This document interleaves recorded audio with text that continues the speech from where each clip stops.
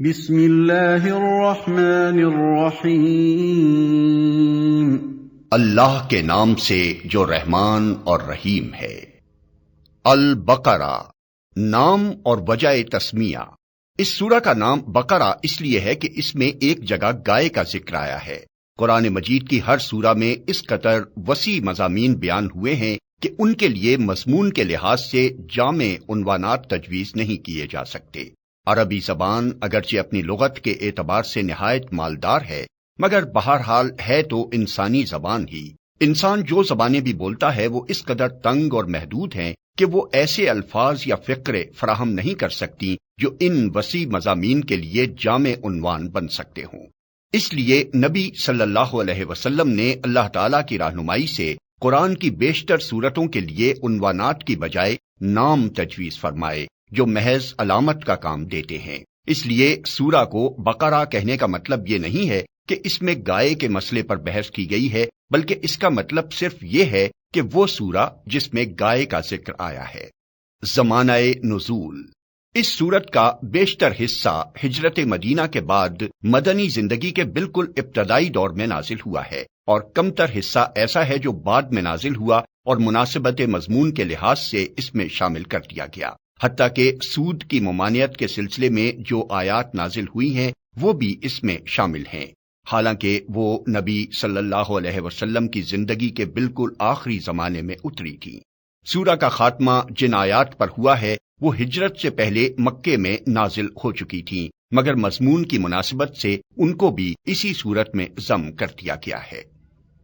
شان نزول۔ اس سورت کو سمجھنے کے لیے پہلے اس کا تاریخی پس منظر اچھی طرح سمجھ لینا چاہیے۔ ایک، ہجرت سے قبل جب تک مکے میں اسلام کی دعوت دی جاتی رہی، خطاب بیشتر مشرکین عرب سے تھا، جن کے لیے اسلام کی آواز ایک نئی اور غیر مانوس آواز تھی۔ اب ہجرت کے بعد سابقہ یہودیوں سے پیش آیا، جن کی بستیاں مدینے سے بالکل متصل ہی واقع تھیں۔ یہ لوگ توحید، رسالت، وحی، آخرت اور ملائکہ کے قائل تھے، اس ضابطۂ شرعی کو تسلیم کرتے تھے جو خدا کی طرف سے ان کے نبی موسیٰ علیہ السلام پر نازل ہوا تھا، اور اصولاً ان کا دین وہی اسلام تھا جس کی تعلیم حضرت محمد صلی اللہ علیہ وسلم دے رہے تھے۔ لیکن صدیوں کے مسلسل انحطاط نے ان کو اصل دین سے بہت دور ہٹا دیا تھا۔ اس وقت حضرت موسیٰ کو گزرے ہوئے تقریباً 19 صدیاں گزر چکی تھیں۔ اسرائیلی تاریخ کے حساب سے حضرت موسیٰ علیہ السلام نے 1272 قبل مسیح میں وفات پائی، اور نبی صلی اللہ علیہ وسلم 610 بعد مسیح میں منصب نبوت پر سرفراز ہوئے۔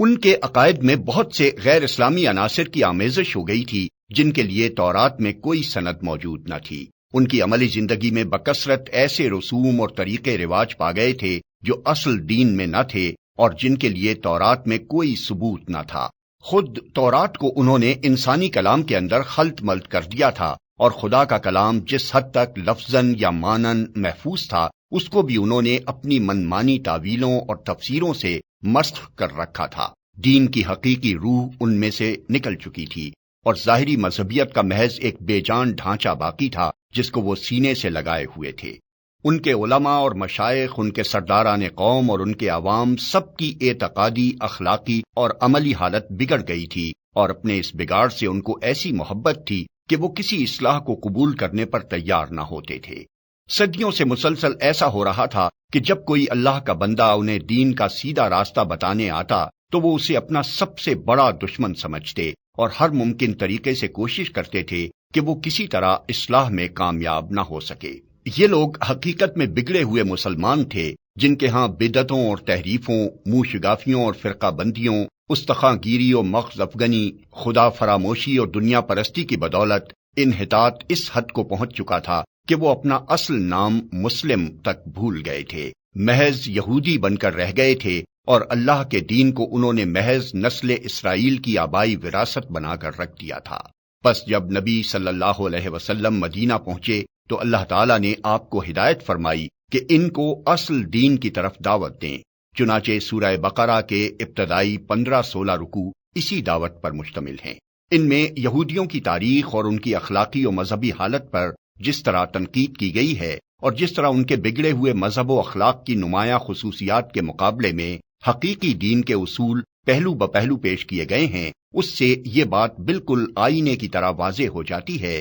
کہ ایک پیغمبر کی امت کے بگاڑ کی نوعیت کیا ہوتی ہے۔ رسمی دینداری کے مقابلے میں حقیقی دینداری کس چیز کا نام ہے، دین حق کے بنیادی اصول کیا ہیں، اور خدا کی نگاہ میں اصل اہمیت کن چیزوں کی ہے۔ 2، مدینہ پہنچ کر اسلامی دعوت ایک نئے مرحلے میں داخل ہو چکی تھی۔ مکہ میں تو معاملہ صرف اصول دین کی تبلیغ اور دین قبول کرنے والوں کی اخلاقی تربیت تک محدود تھا، مگر جب ہجرت کے بعد عرب کے مختلف قبائل کے وہ سب لوگ جو اسلام قبول کر چکے تھے ہر طرف سے سمٹ کر ایک جگہ جمع ہونے لگے اور انصار کی مدد سے ایک چھوٹی سی اسلامی ریاست کی بنیاد پڑ گئی، تو اللہ تعالیٰ نے تمدن، معاشرت، معیشت، قانون اور سیاست کے متعلق بھی اصولی ہدایات دینی شروع کی اور یہ بتایا کہ اسلام کی اساس پر یہ نیا نظام زندگی کس طرح تعمیر کیا جائے۔ اس سورت کے آخری 23 رکوع زیادہ تر انہی ہدایات پر مشتمل ہیں جن میں سے اکثر ابتدا ہی میں بھیج دی گئی تھیں اور بعض متفرق طور پر حسب ضرورت بعد میں بھیجی جاتی رہیں۔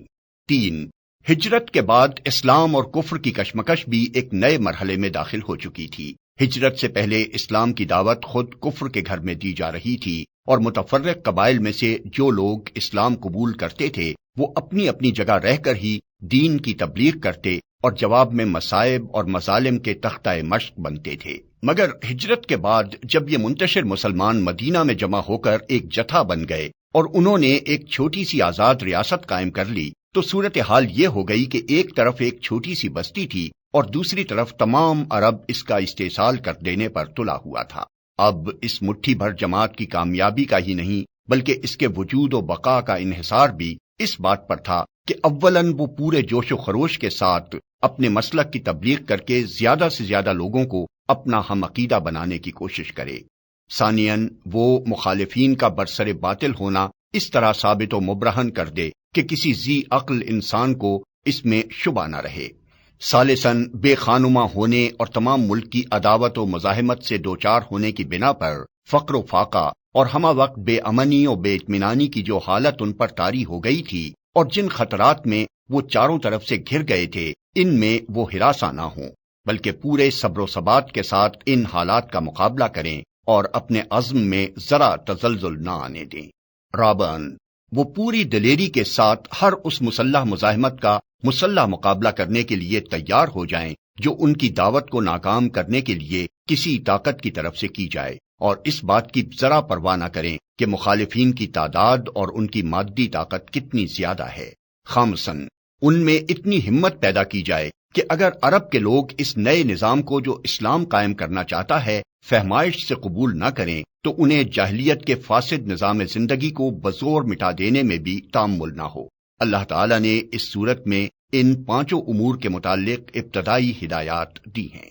4، دعوت اسلامی کے اس مرحلے میں ایک نیا عنصر بھی ظاہر ہونا شروع ہو گیا تھا اور یہ منافقین کا عنصر تھا۔ اگرچہ نفاق کے ابتدائی آثار مکہ کے آخری زمانے میں بھی نمایاں ہونے لگے تھے مگر وہاں صرف اس قسم کے منافق پائے جاتے تھے جو اسلام کے برحق ہونے کے تو معترف تھے اور ایمان کا اقرار بھی کرتے تھے لیکن اس کے لیے تیار نہ تھے کہ اس حق کی خاطر اپنے مفاد کی قربانی اور اپنے دنیاوی تعلقات کا انقطاع اور ان مصائب و شدائد کو بھی برداشت کر لیں جو اس مسلک کے حق کو قبول کرنے کے ساتھ ہی نازل ہونے شروع ہو جاتے تھے۔ مدینہ پہنچ کر اس قسم کے منافقین کے علاوہ چند اور قسموں کے منافق بھی اسلامی جماعت میں پائے جانے لگے۔ ایک قسم کے منافق وہ تھے جو قطعاً اسلام کے منکر تھے اور محض فتنہ برپا کرنے کے لیے جماعت مسلمین میں داخل ہو جاتے تھے۔ دوسری قسم کے منافق وہ تھے جو اسلامی جماعت کے دائرہ اقتدار میں گھر جانے کی وجہ سے اپنا مفاد اسی میں دیکھتے تھے کہ ایک طرف مسلمانوں میں بھی اپنا شمار کرائیں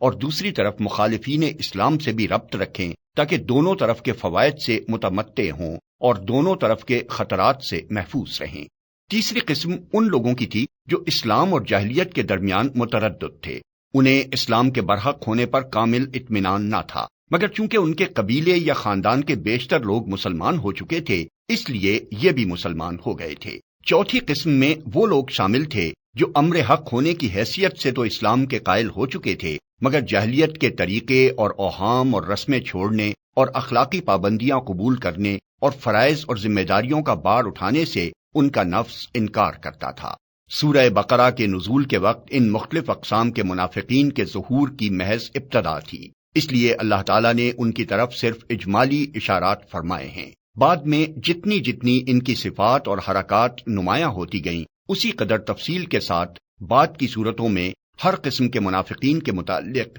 ان کی نوعیت کے لحاظ سے الگ الگ ہدایات بھیجی گئیں۔